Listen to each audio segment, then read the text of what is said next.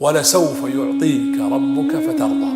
راح يعطيك عطايا في الدنيا من رفعة الذكر والسمعة. سبحان الله، هذا النبي شرح الله له صدره، زكاه في صدره، ألم نشرح لك صدرك، وزكاه في ذكره ورفعنا لك ذكرك، وزكاه في خلقه وإنك لعلى خلق عظيم، وزكاه في بصره ما زاغ البصر وما طغى، وزكاه في قلبه ما كذب الفؤاد ما رأى، وزكاه في علمه علمه شديد القوى، وزكاه كله عليه الصلاة والسلام حينما قال أدبني ربي وأحسن تأديبي.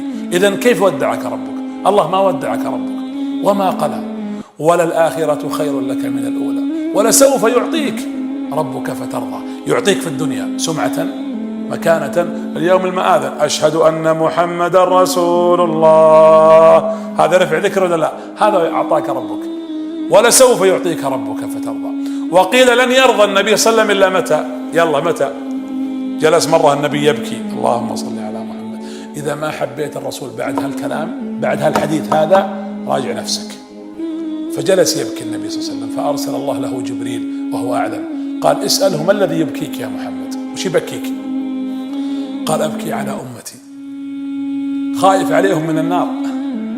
قال اذهب إليه وقل إن الله لن يسوءك يا محمد في أمتك، ولسوف يعطيك ربك فترضى.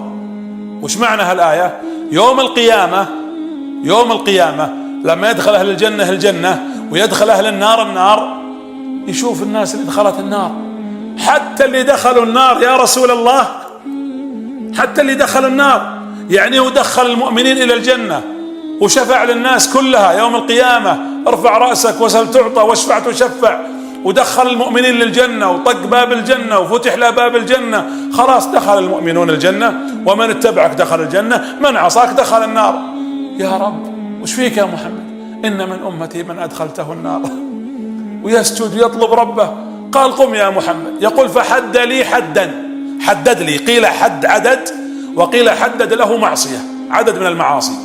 قال فأخرجهم من النار، يقول فذهبت فأخرجتهم من النار. ثم جلس مرة ثانية يسجد ويبكي، وش تبي يا محمد؟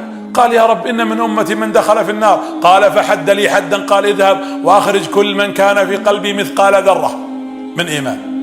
يقول فذهب فأخرجهم، ثم سجد الثالثة إلى 6 أو 5 مرات.